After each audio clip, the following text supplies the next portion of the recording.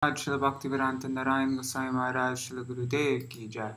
Nitil Pravishtam Vishnupar Ashitara Śrila Bhaktivedanta Vaman Goswami Maharaj ki jai. Nitil Pravishtam Vishnupar Ashitara Śrila Bhaktivedanta Swami Maharaj Śrila Prabhupada ki jai. Nitil Pravishtam Vishnupar Ashitara Śrila Bhakti Pragyan Keshav Goswami Maharaj ki jai. Nitil Pravishtam Vishnupar Ashitara Srila Bhakti Siddhanta Saraswati Goswami Prabhupada ki jai. Nitil Pravishtam Vishnupar Ashitara Srila Nitil Pravishta Mahabhagavat Srila Ṛṣabhadeva Maharaj ki jai. Nitil Pravishta Srila Satchidananda Bhakti Vinod Thakur ki jai. Nitil Pravishta Vaishnav Sarvabhauma Srila Jagannath Das Babaji Maharaj ki jai. Shri Rupanu Gauriya Guru Varga ki jai. Shri Rup Sanatan Bhatta Raghunath Shri Jeev Gopal Patadashaguna Shara Goswami Prabhu ki jai. Shri Sarup Damodar Rai Ramanandari Shri Gaur Parshad Vrinda ki jai. Nam Acharya Shri Haridas Thakur ki jai. Prem se kaho Shri Krishna Chaitanya Prabhu Nityananda Shri Advaita Gadadhar Shri Vasari Gaur Bhakta Vrinda ki jai. Shri Kshetra Mandala Gaura Mandala Braja Mandala Mathura Vrindavan Dham ki jai. Sarva Abhishta Pradata Giriraj Maharaj ki jai. Shri Radha Kund Shama Kund ki jai. Shri Yamuna Devi Ganga Devi ki jai. Shri Tulsi Maharani Vrinda Devi ki jai. Shri Bhakti Devi ki jai. Shri Purnamasi Yogamaya ki jai. Shri Gopeshwar Mahadev ki jai. Shri Harinam Sankirtan ki jai. Ananta Koti Vaishnava Vrinda ki jai. Samagata Gaur Bhakta Vrinda ki jai. Shri Nitai Gaur Premanande Hari Hari Gaur. Once again. Om Jnanatimirandasya Jnananjana Shalakaya Chakshurunmilitam Yena Tasmai Shri Guruve Namaha. Nama Om Vishnu Padaya Radhikaya Priyatmane Shri Śrīmad Bhakti Vedanta Narayaniti Namine. Nama Om Vishnu Padaya Krishna Prishtaya Bhutale Śrīmate Bhakti Vedanta Swaminiti Namine. Vanchakalpatarubhyascha kripa sindhubhya eva cha patitanam pavanebhyo vaishnavebhyo namo namaha. Namo Mahavadanyaya Krishna Prema Pradayate Krishnaya Krishna Chaitanya Namne Gauratishe Namaha. Guruve Gaurachandraya Radhikaya Itadalaya Krishnaya Krishna Bhaktaya Tarbhaktaya Namo Namaha.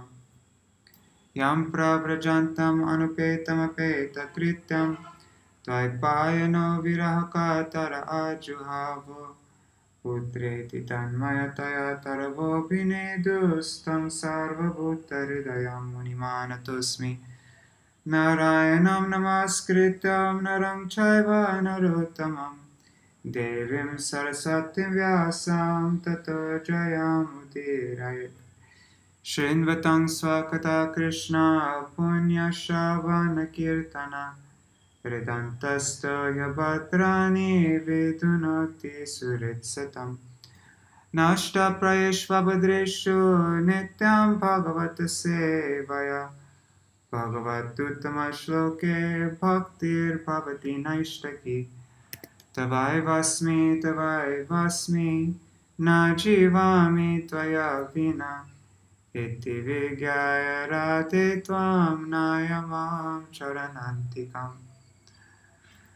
Bhaktya Vihina Aparada Laksha Kshiptashtaka Maditarangamati Kripa Maitam Sharanam Prapana Vrinde Namaste Charanarvindam. Bhaja Shri Krishna Chaitanya Prabhu Nityananda Shri Advaita Gadadhar Shivasari Gaur Bhakta Vrinda. Hare Krishna Krishna Krishna Hare Hare Hare Rama Rama Rama, Hare Hare.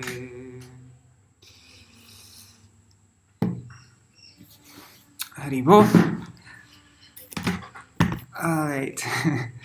Let's see if this video is working. I've been having trouble with my internet this morning. Okay, looks like it's okay. Let me see the chat. Dandavat pranams to Gargraji, Raseshwari Mataji, Jai Jai, Indira Mataji, Madhavi Didi, Nri Hari Prabhu, and Bhavatarani Mataji, Prajuna Prabhu, Mantra Murti Mataji. Dandavat pranams, everybody. Sorry, today's just has been a bit of a crazy morning, and so I'm a little bit late. But okay, let's just recap what we read. Let me close this. Oh God, where is it? Yeah. Okay, so Lord Ṛṣabhadeva's teachings to his sons.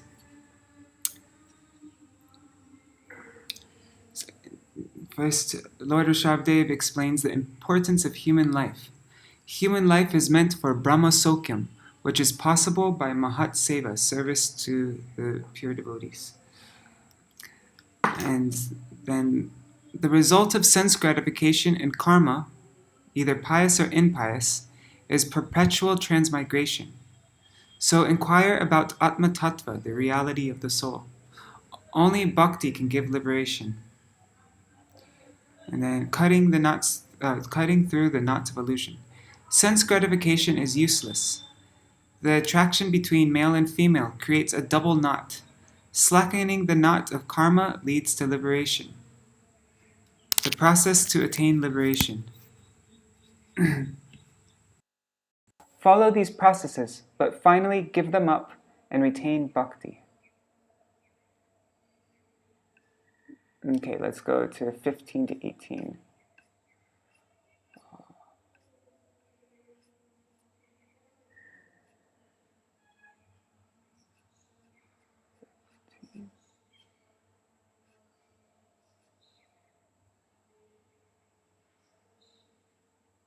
Yeah, so he gives this long list of all the processes to destroy ahankar and attain liberation. So following the Guru, detaching from matter, tolerating dualities, realizing the miserable condition of the jivas, inquiring about the truth, performing austerities, giving up endeavor for sense enjoyment, engaging in my activities, hearing my topics, always, all these different practices. And he says, by following these instructions, one will be freed from the ignorance of desire for fruit of activity and the knot of bondage in the heart. One will be freed from the knot of the bondage of in the heart. But then, one should give up the process also. So there's a note here. The process of liberation is Brahma Jigyasa, or Neti Neti, the process by which one analyzes existence to search out the absolute truth. This analysis continues only until one is situated in Para Bhakti, or transcendental devotional service to the Lord. At that time, one can give up the practice of yoga, but bhakti should never be given up. Now, responsibilities of a leader. A father, guru, or king who desires to go back to Godhead should consider the Lord's mercy his chief aim in life. He should instruct his dependents, his sons, students, or citizens, without becoming angry, despite their incompetency. He should never engage them in fruitive action. This would be like throwing a blind man in a well. The qualities of ignorant people. Ignorant people have lost sight of their own best interests, the auspicious path of self-realization. They are bound to material enjoyment by lusty desires. They create a society of envy in exchange for a little happiness. Such fools don't realize their unending suffering. How could a learned, merciful, and advanced person engage an ignorant person in fruitive activity, and thus further entangle him in material existence? It is like guiding a blind man on the wrong path. But then one might ask, what if a superior engages his follower on the wrong path? And so the answer to that is, one should not become a superior if he cannot deliver his dependents from the path of repeated birth and death. Therefore, such a master can be rejected. Gurur nasasyat swajana nasasyat, pita nasasyat janani nasasyat, daivam natatsyan napachistasasyam, namo chayedya samupeta mrityum. And here's examples of persons who rejected their superiors. The subordinate was Bali Maharaj. He rejected Sukracharya, who was a guru. Vibhishan rejected Ravan, who was his relative. Prahlad Maharaj rejected Hiranyakashipu, who was his father. Bharat rejected Kaikeyi, who was his mother. Khatvanga rejected Indra, who was his worshipful deity. And the wives of Brahmins, they rejected their husbands. In that story, what is it? When the wives of the Brahmins, they rejected their husbands when they tried to stop them from feeding Krishna and Balaram and all the cowherd boys. So the link is to this next section. The sons of Lord Ṛṣabhadeva might ask, where is the Lord to whom we should perform bhakti? And where is the devotee whom we should serve in order to attain bhakti? Thus Ṛṣabhadeva declares that he is the Lord. The Lord and his devotee in one family. My transcendental body is inconceivable. My heart, which is the seat of all spiritual qualities, reside where there is dharma, bhakti. I have left adharma, non-devotional activities, far away from me. For these reasons, respectable people call me the best, Ṛṣabha. That Mahat whom they should serve is their eldest brother Bharat. Okay, yeah. You are all born of my heart, therefore you have my qualities. Worship your eldest brother, Bharat, with pure intelligence, and you will protect the citizens automatically. In order to teach how to serve the Brahmins, Lord Ṛṣabha establishes them as the best among all people. Gradations of living entities and the superiority of Brahmins. So, better than inanimate objects is immovable living entities. Better than them are movable entities, and then animals and human beings. The pramatas, and better than them, Indra, then the devatas, the asuras. Anyways. Whoops, I was like, wait, that seems backwards. Okay, because it's going this way. I don't know why they did it like that. Okay, so better than human beings are the pramatas, then the Gandharvas, the Siddhas, better than them are the Kinnaras, and then the Asuras, the Devatas, then Indra, Daksha, Shiva, Brahma, and the Supreme Lord. Because I am inclined to the Brahmins are the best of all. Note, the Supreme Lord is called Brahmanyadev. The Brahmins referred to here are qualified Brahmins, not caste Brahmins. Brahma is superior to Shiva because he is his father and he serves the Brahmins. But Shiva is superior to Brahma because he is a Vaishnava and has superior powers. Then Ṛṣabhadeva says, I do not find anyone comparable to the Brahmins. I derive more pleasure from food offered through their mouths than from the food offered in the sacrificial fire. The Brahmins support my body in this world in the form of the Vedas. The 8 qualities of Brahmins. They are situated in the purest sattva gun, fixed in mental control. They are sense-controlled, truthful, merciful in preaching the purpose of the Vedas, austere, tolerant, and they have realized the position of the Jiva and the Lord. Perfect Brahmins who are Vaishnavas are described now. Brahmins do not seek material comforts from me, who am fully opulent, almighty, superior to all, and the bestower of heaven and liberation. Then what could they need from any other living being? They are without possessions, and simply engage in my devotional service. Worship the Brahmins, but you should also respect all living entities. So now we're going to start from here. Respect all living entities and engage in bhakti. Oh, and this book is called Bhagavat Subodhini. Is put together by a devotee, what's his name? Gauranga Darshan Prabhu, I think. Yeah, Gauranga Darshan Prabhu. If you want, I can send you a PDF of the book. I scanned it, the whole thing. Just send me a private message and then I can send it to you. Okay, where are we? Text 26, right?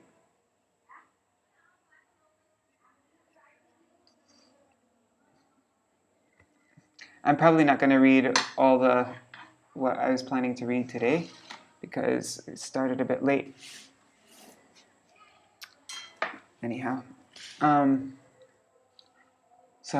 madishnyataya bhavabdis charani bhutani sutta druvani sambhavitavyani pade padevo vivikta drigbhistu tar uharhanam me.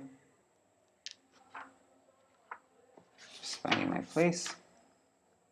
Okay.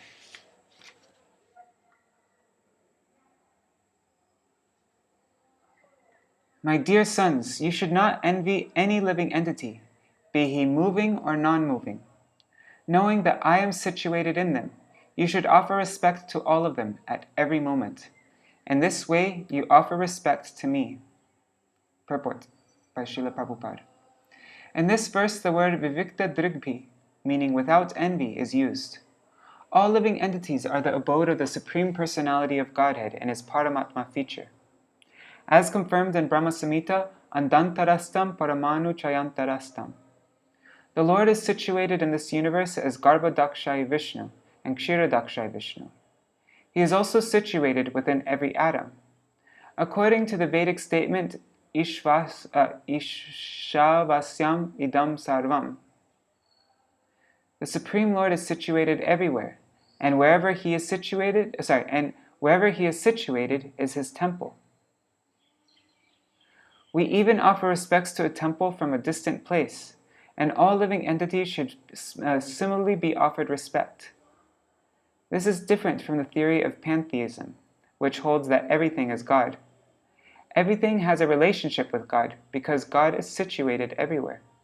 We should not make any particular distinction between the poor and the rich, like the foolish worshippers of Daridra Narayan. Narayan is present in the rich as well as the poor. One should not simply think Narayan is situated among the poor. He is everywhere. An advanced devotee will offer respects to everyone, even to cats and dogs. Vidya vinaya sampane brahmane gavihastini shuni chaiva swapakecha pandita samadarshina. The humble sage, by virtue of true knowledge, sees with equal vision a learned and gentle Brahman, a cow, an elephant, a dog-eater, and a dog-eater, an outcast. Bhagavad Gita 5, chapter 5, verse 18. This is Samadarshana, equal vision. This Samadarshana, equal vision, should not be mistaken to mean that the individual is the same as the Supreme Lord. They are always distinct. Every individual person is different from the Supreme Lord. It is a mistake to equate the individual living entity with the Supreme Lord on the plea of vivikta drik, or drik. The Lord is always in an exalted position, even though He agrees to live everywhere. Srila Madhvacharya, quoting Padma Puran, states, Vivikta drishti jivanam dishnyataya parameshwarasya bheda drishti. One who has clear vision and who is devoid of envy can see that the Supreme Lord is separate from all living entities, although He is situated in every living entity. Madhvacharya further quotes from Padma Puran, Upapadayet paramatmanam jivebhyo ya pade pade bhedenaiva nachaitasmat priyo vishnus tu kashchana. One who sees the living entity and the Supreme Lord as always distinct is very dear to the Lord. Padma Puran also states, Yo haresh chaiva jivanam bheda vakta hare priya. One who preaches that the living entities are separate from the Supreme Lord is very dear to Lord Vishnu. Manovacho drikkarane hitasya shakshatkrita me paribarhanam hi vina pumanyena mahavimohat kritanta pashan navimuktume ishet. The true activity of the sense organs, the mind, sights, words, and all the knowledge gathering and working senses. The true activities of these sense organs is to engage fully in my service. Unless his senses are thus engaged, a living entity cannot think of getting out of the great entanglement of material existence, which is exactly like Yamaraja's stringent rope. Purport. As stated in the Narad Pancharatra, Sarvapadi vinirmuktam tatparatvena nirmalam hrishikena hrishikesha sevanam bhaktiruchyate. This is the conclusion of bhakti. All the time, Lord Ṛṣabhadeva has been stressing devotional service, and now he is concluding by saying that all the senses should be engaged in the Lord's service. There are 5 senses by which we gather knowledge and 5 senses with which we work. These 10 senses and the mind should be fully engaged in the Lord's service. Without engaging them in this way, one cannot get out of the clutches of Maya. Amen. Okay, Shri Shuka Uvacha. Okay, let's do this. Evam anushasyat majam sayam anushishtam api lokanushashanartam mahanubhava parama suhrid bhagavan Ṛṣabhadeva upashama shilanam uparata karmanam mahamuninam bhakti jnana vairagya lakshanam parahamsya dharmam upashikshamana satanayas shatadhyeshtam parama bhagavatam bhagavajana parayanam bharatam dharani palanaya vishichya swayam bhavana evor varita sharira matra parigraha unmata iva gagana paridhana parikirna klesha atmanyarupita havaniyo brahmavartat pravavraja.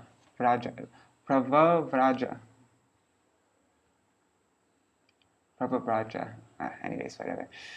Shukadeva Goswami said, "Thus, the great well-wisher of everyone, the Supreme Lord Ṛṣabhadeva, instructed his own sons.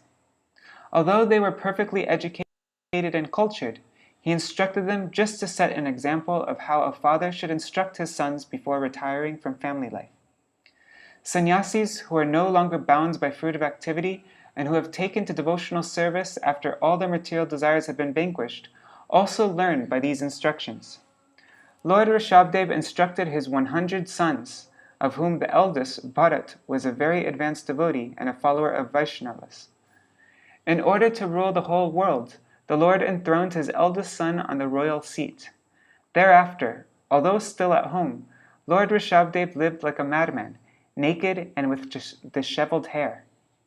Then the Lord took the sacrificial fire within himself, and he left Brahmavarta to tour the whole world."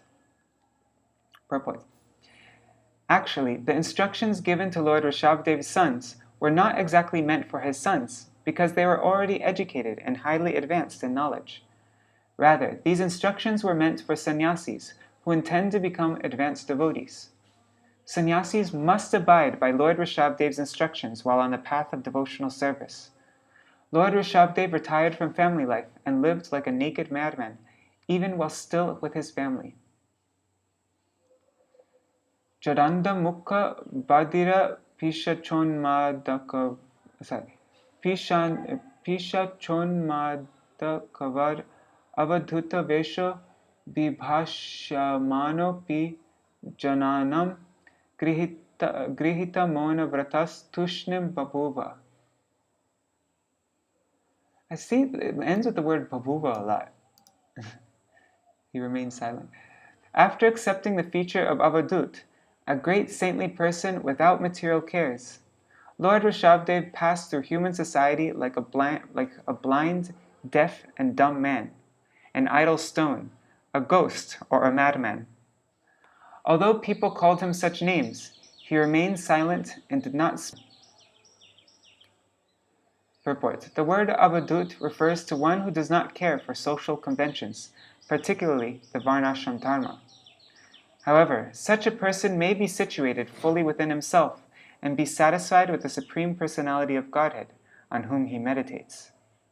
In other words, one who has surpassed the rules and regulations of varnashram dharma is called an avadhūta. Such a person has already surpassed the clutches of Maya, and he lives completely separate and independent.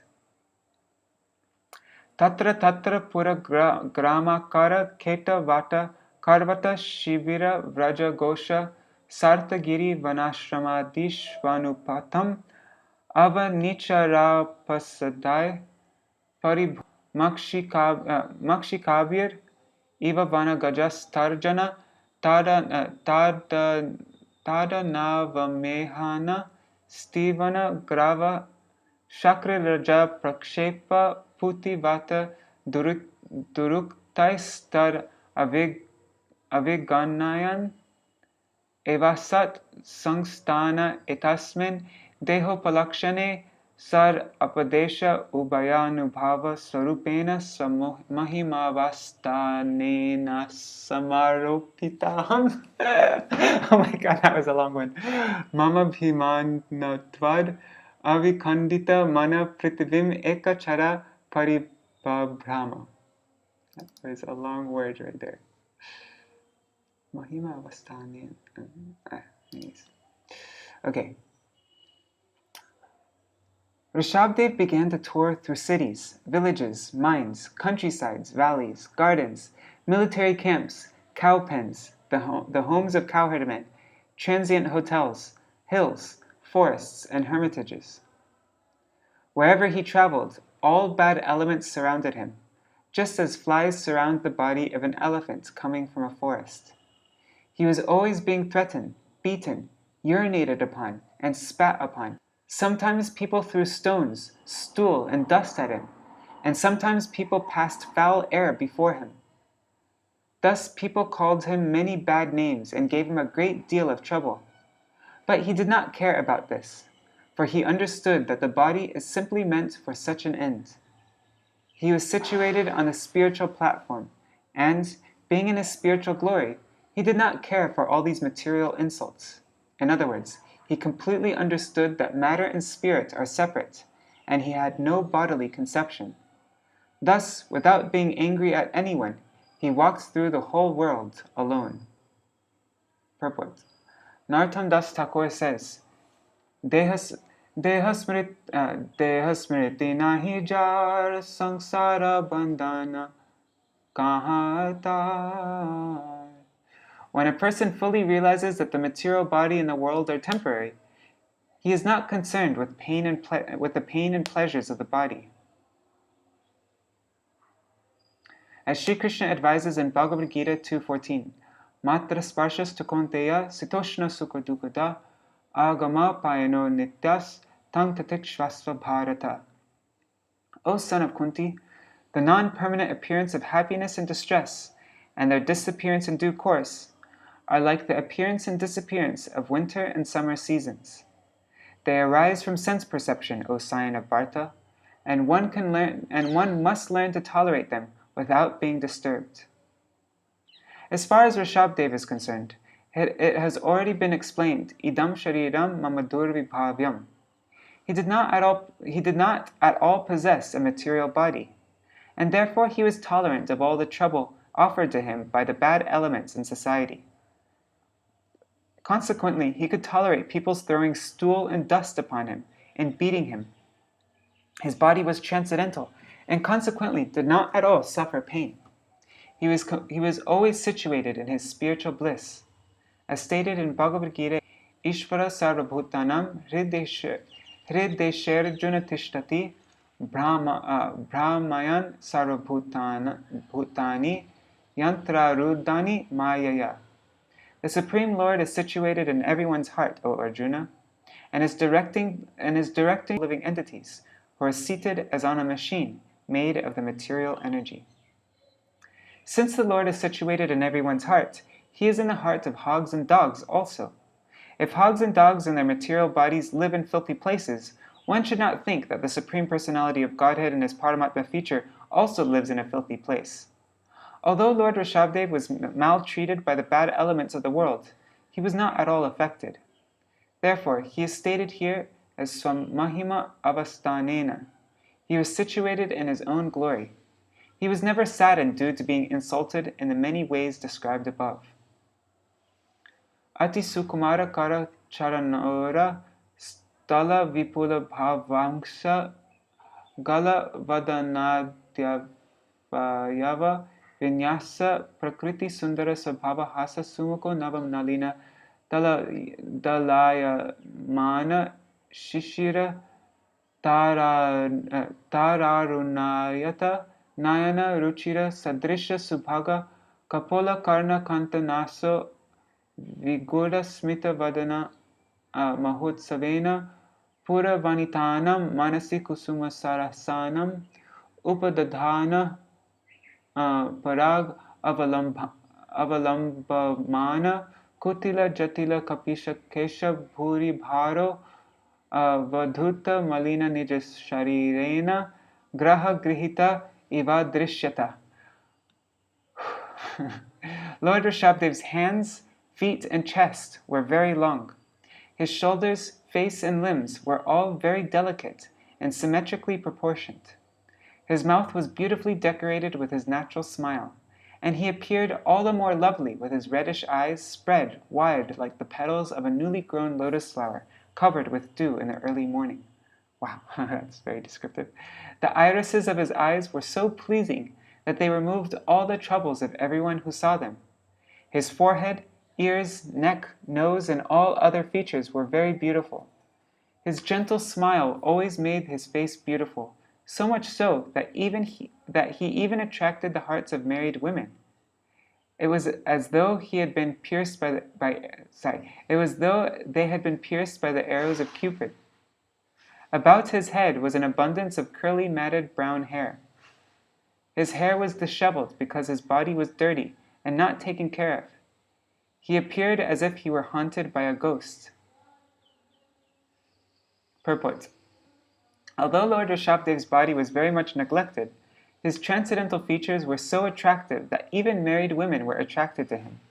His beauty and dirtiness combined to make his beautiful body appear as though it were haunted by a ghost. Yarhi vava sabhagavan lokam imam yogasyada pratipam ivachakshanas tat pratikriya karma vibhatsitam iti vratam ajagaram astita shayana evashnati pibati khadyavamehati hadati sma cheshtamana ucharita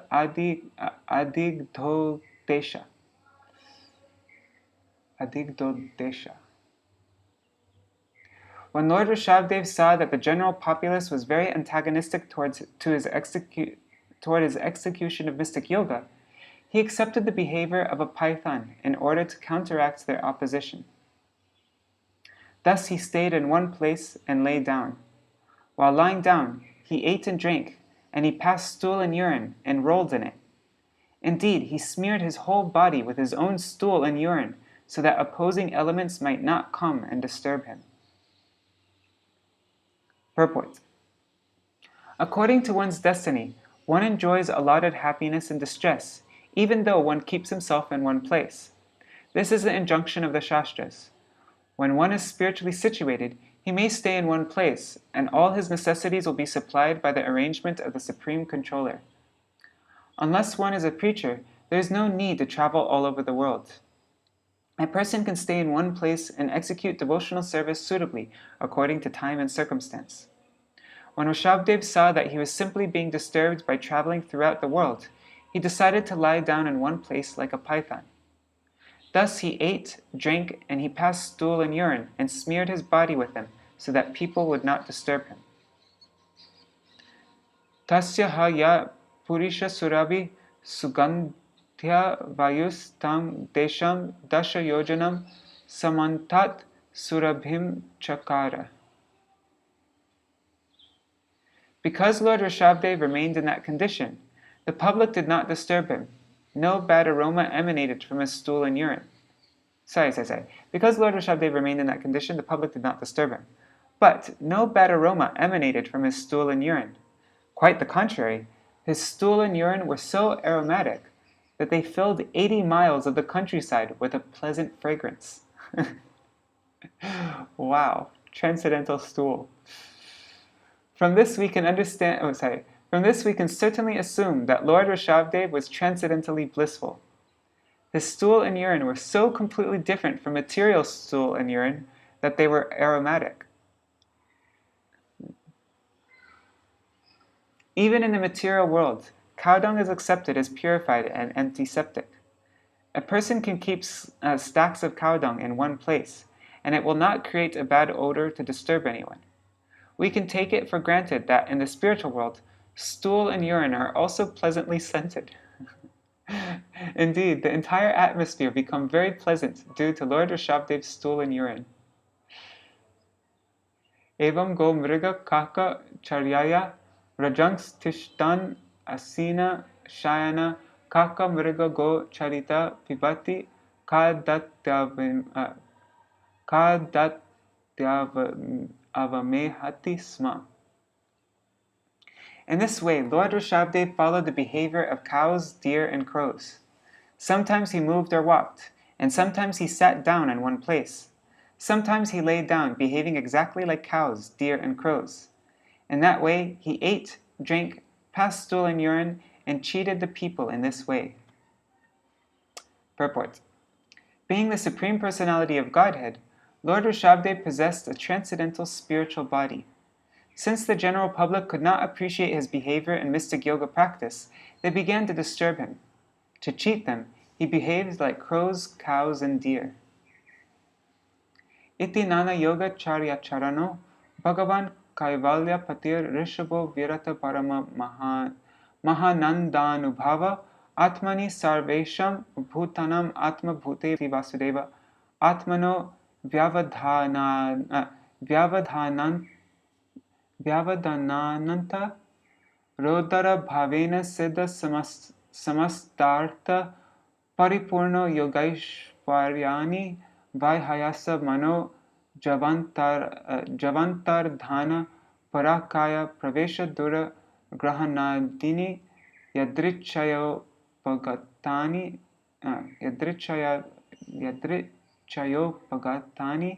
Nanjasa Nripa Hridayena Dhyavanantat.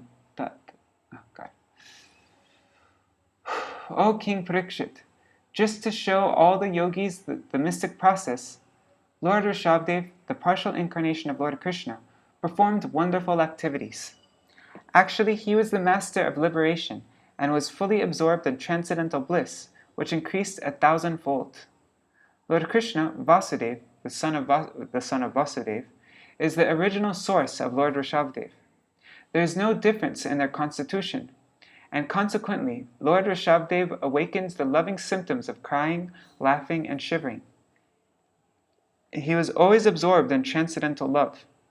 Due to this, all mystic powers automatically approached him, such as the ability to travel in outer space at the speed of mind, to appear and disappear, to enter the bodies of others, and to see things far, far away. Although he could do all this, he did not exercise these powers. Purport. In the Chaitanya Charitamrita Madhya 19.149, it is said, Krishna Bhakta Nishkam Ataeva Shanta Bhukti Mukti Siddhi Kami Sakali Ashanta. The word Shanta means completely peaceful. Unless all one's desires are fulfilled, one cannot be peaceful. Everyone is trying to fulfill his aspirations and desires, be they material or spiritual. Those in the material world are ashanta, without peace, to fulfill. The pure devotee, however, is without desire, anyabhilashita shunya. A pure devotee is completely free from all kinds of material desire. Karmis, on the other hand, are simply full of desires because they try to enjoy sense gratification. They are not peaceful in this life, nor the next, during the past, present, or future. Similarly, Gyanis are always aspiring after liberation and trying to become one with the Supreme. Yogis are aspiring after many siddhis, many powers, such as anima, lagima, prapti, etc. However, a devotee is not at all interested in these things, because he is fully dependent on the mercy of Krishna. Krishna is Yogeshwar, the possessor of all mystic powers, siddhis, and he is Atma Rama, fully self-satisfied. The yoga siddhis are described in this verse. One can fly in outer space without the aid of a machine, and he can travel at the speed of mind. This means that as soon as a yogi desires to go somewhere within this universe, or beyond this universe, he can do so immediately. One cannot estimate the speed of the mind, for within a second the mind can go many millions of miles. Sometimes yogis enter into the bodies of other people and act as they desire when their bodies are not working properly. Yikes. When the body becomes old, a perfect yogi can find a young, able body. Giving up his old body, the yogi can enter into the young body and act as he pleases. That's evil. Anyways, never mind. Being a plenary expansion of Lord Vasudeva, Lord Ṛṣabhadeva possessed all these mystic yoga powers, but he was satisfied with his devotional love of Krishna, which was evinced by the ecstatic symptoms such as crying, laughing, and shivering. Thus ends the Bhaktivedanta purports of the 5th canto, 5th chapter of the Śrīmad-Bhāgavatam, entitled Lord Ṛṣabhadeva's Teachings to His Sons.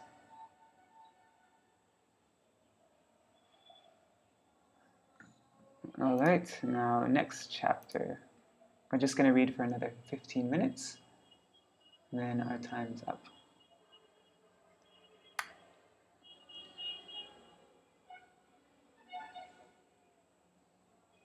Let me just check the comments really quick. Okay. Chapter 6, The Activities of Lord Ṛṣabhadeva. This chapter tells how Lord Ṛṣabhadeva left his body. He was not attached to his body, even when it was being burned up in the forest fire.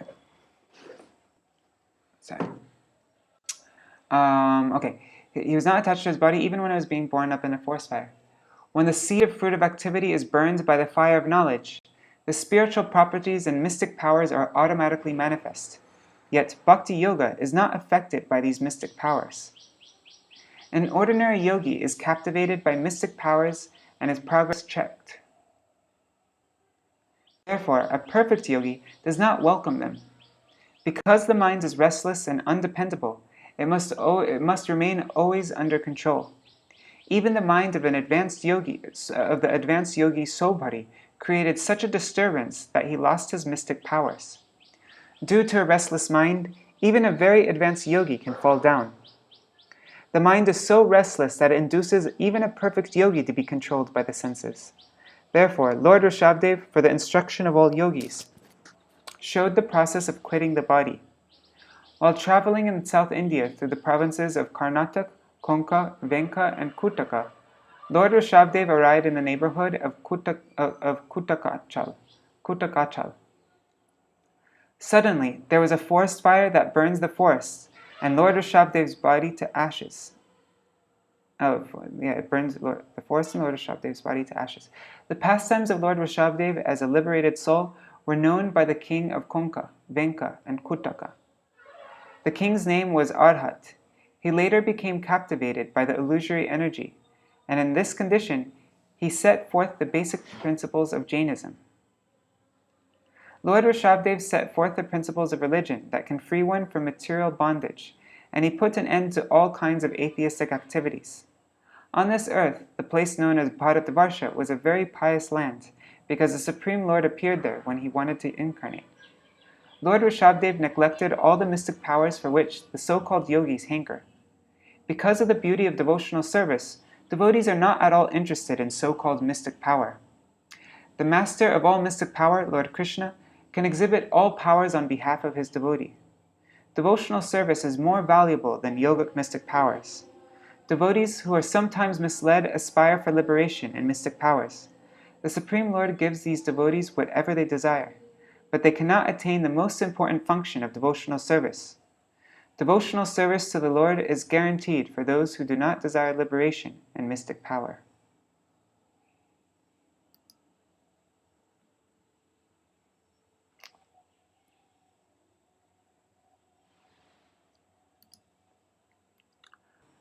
Nanunam Bhagava Atmaranmanam Yoga Samirita Jnana Bharjita Karma Bijanam Aishwaryani Puna Kleshadani Bhavitum Arhanti Yadrich Chayo Pagatani. King Parikshit asked Shukadeva Goswami, "My dear Lord, for those who are completely pure in heart, knowledge is attained by the practice of bhakti yoga, and attachment for fruitive activity is completely burned to ashes. For such people, the powers of mystic yoga automatically arise. They do not cause distress.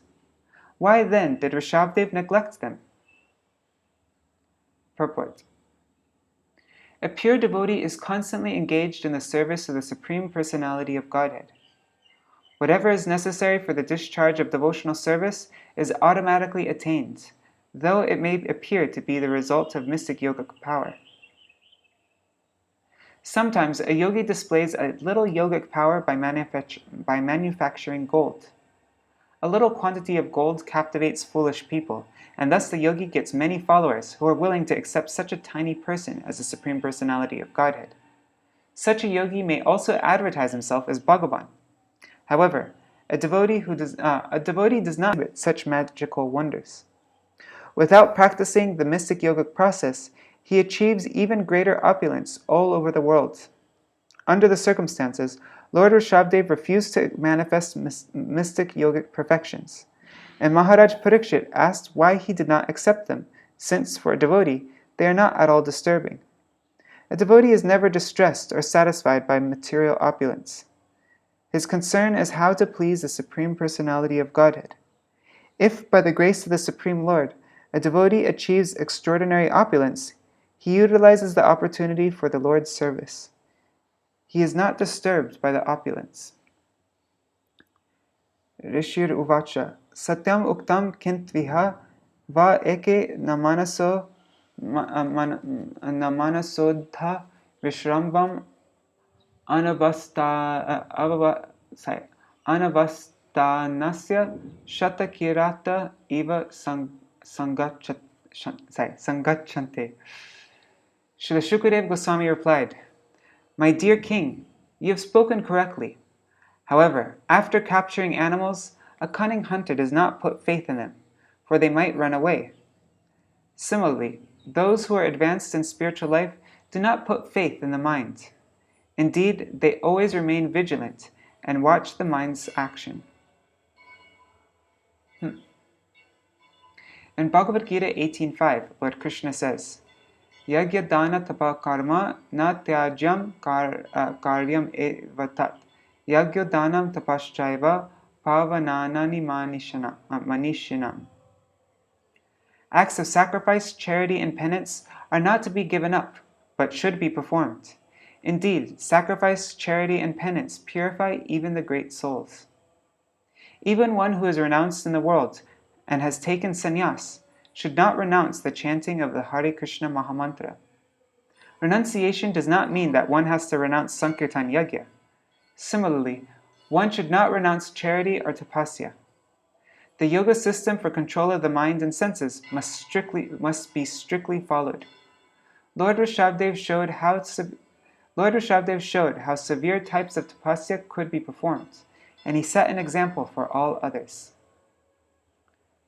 Tatak choktam nakuryat karhichit sakyam manasihya navastite yarvishrambhach chirat chirnam chashkanda tapa aishwaram. All the learned scholars have given their opinion. The mind is by nature very restless, and one should not make friends with it. If we place full confidence in the mind, it may cheat us at any moment. Even Lord Shiva became agitated upon seeing the Mohini form of Lord Krishna, and so Bhari Muni also fell down from the mature stage of yogic perfection.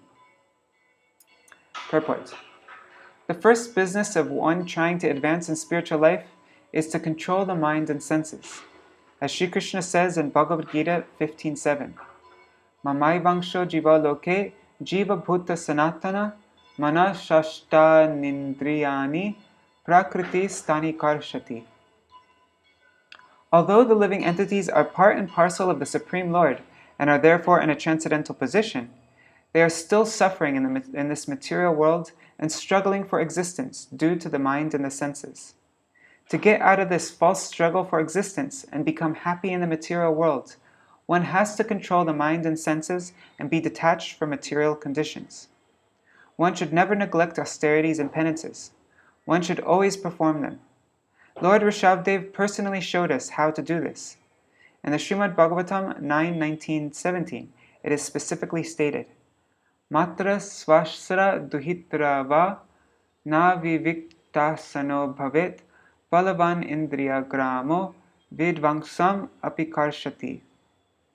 A grihastha, vanapras, sannyasi, and brahmachari should be very careful when associating with women.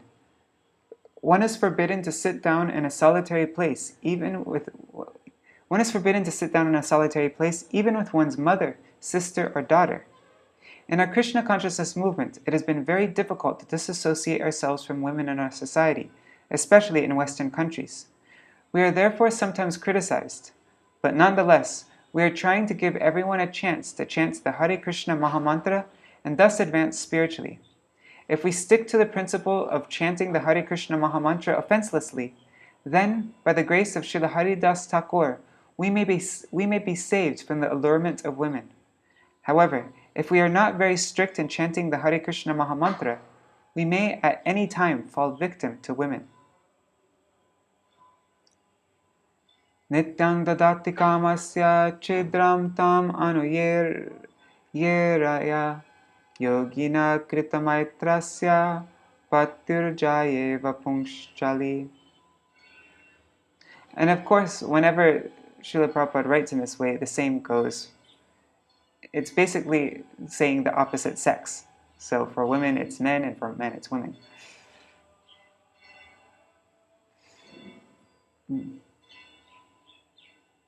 An unchaste woman is very easily carried away by paramours, and it sometimes happens that her husband is violently killed by her paramours. If the yogi gives his mind a chance and does not restrain it, his mind will give facility to enemies like lust, anger, and greed, and they will doubtlessly kill the yogi. Purport. In this verse, the word pungshchali refers to a woman who is easily carried away by men. Such a woman is never to be trusted. Unfortunately, in the present age, women are never controlled. According to the directions of the Shastras, women are never to be given freedom. When a child, a woman must be strictly controlled by her father. When she is young, she must be strictly controlled by her husband. And when she is old, she must be controlled by her elderly sons. If she is given independence and allowed to mingle unrestrictedly with men, she will be spoiled. A spoiled woman being manipulated by paramours might even kill her husband. This example is given here because a yogi desiring to get free from material conditions must always keep his mind under control. Srila Bhaktisiddhanta Saraswati Thakur used to say that in the morning, our first business should be to beat the mind with shoes 100 times, and before going to bed, to beat the mind 100 times with a broomstick. In this way, one's mind can be kept under control. An uncontrolled mind and an unchaste wife are the same. An unchaste wife can kill her husband at any time, and an uncontrolled mind, followed by lust, anger, greed, madness, envy, and illusion, can certainly kill the yogi. When the yogi is controlled by the mind, he falls down into the material condition. One should be very careful of the mind, just as a husband should be careful of an unchaste wife. Okay, and we're finishing with this. Still have 2 minutes left, thank God. Kamo manyor mado lobha shokamo bayadaya karma bandaschayan mula swikurat konutar buddha. The mind is the root cause of lust, anger, pride, greed, lamentation, illusion. Combined, These constitute bondage to fruit of activity. What learned man would put faith in the mind? Purport. The mind is the original cause of material bondage. It is followed by many enemies such as anger, pride, greed, lamentation, illusion, and fear. The best way to control the mind is to engage it always in Krishna consciousness. Savai mana Krishna padara vindayo. Since the followers of the mind bring about material bondage, we should be very careful not to trust the mind. Rama Rama Hare Hare Hare Krishna Krishna Krishna Hare Hare Hare Rama Rama Rama Hare Hare Nitai Gaur Hari Bol Hari Bol Nitai Gaur Hari Bol Nitai Gaur Hari Bol Hari Bol Nitai Gaur Hari Bol. Jai Shishi Guru Gurangandar Giridhari Shishi Radha Vinod Bihari Ju Ki Jai. Shri Govinda Gopinath Maran Mohan Ju Ki Jai. Nitil Pravishtam Vishnupad Ashtatarashatashmad Srila Bhaktivedanta Narayan Goswami Maharaj Srila Gurudev Ki Jai. Nitil Pravishtam Vishnupad Ashtatarashatashmad Srila Bhaktivedanta Vaman Goswami Maharaj Ki Jai.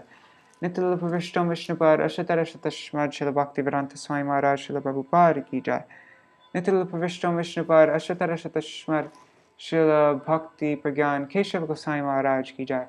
Nitil Pravishtam Vishnupad Ashtatarashatashmad Srila Bhakti Siddhanta Saraswati Goswami Prabhupada Ki Jai.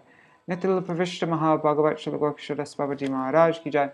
Nitil Pravishta Srila Satchidananda Bhakti Vinod Thakur Ki Jai. Nitil Pravishta Vaishnav Sarvabhauma Srila Jagannath Das Babaji Maharaj Ki Jai. Shri Rupanu Gauriya Guru Varga Ki Jai. Shri Rupa Sanatan Bhatta Raghunath Shri Jeev Gopal Bhatta Das Raghunath Shara Goswami Prabhu Ki Jai. Shri Sarup Damodar Rai Ramanandari Shri Gaur Parshad Vrinda Ki Jai. Namacharya Srila Haridas Thakur Ki Jai. Prem Se Kaho Shri Krishna Chaitanya Prabhu Nityananda Shri Advaita Gadadhar Shri Vasari Gaura Bhakta Vrinda Ki Jai. Shri Kshetra Mandal Gaura Mandal Vraja Mandal Mathura Vrindavan Dham Ki Jai. Sarva Avishya Pradata Giriraj Maharaj Ki Jai. Shri Radha Kund Shama Kund Ki Jai. Shri Muna Devi Ganga Devi Ki Jai. Shri Tulsi Maharani Vrinda Devi Ki Jai. Shri Bhakti Devi Ki Jai. Shri Purnamasi Yogamaya Ki Jai. Shri Gopeshwar Mahadev Ki Jai. Shri Harinam Sankirtan Ki Jai. Shri Gundicha Mandir Marjan Ki Jai. Shri Sachinandan Gaur Hari Ki Jai. Swapashaji Gaur Hari Ki Jai. Ananta Koti Vaishnav Vrinda Ki Jai. Samagata Gaur Bhakta Vrinda Ki Jai. Shinitai Gaur Premanande Hari Hari Bo. Vrindai Tulsi Devai Priyai Keshavashacha Krishna Bhakti Padadevi Sattavatai Namo Namaha. Vancha kalpatarubhyascha kripa sindhubhya vacha patitanam pavanebhyo vaishnavebhyo namo namaha. Dandavat pranams everybody. Dandavat pranams Prajumna Prabhu, Indira Mataji, Prajumna Prabhu, Mantra Murti Mataji, Manjari Didi, Nrihari Prabhu and Bhavatarani Mata, Madhavi Didi, Indira Mataji, Jai Jai, Raseshwari Mataji, Karkaraj Dandavat pranams to all of you. Thank you for joining. See you all. Oh, I might read about Gundicha Mandir Marjan tonight. I'm not confirming, but I think I might, if there's time. And Dandavat pranams Champak Didi, Haribo. Yeah, so if there's time, I will read at 8 p.m., so in 12 hours from now. We can read from this Jagannath Rath Yatra book. Alright, Haribo.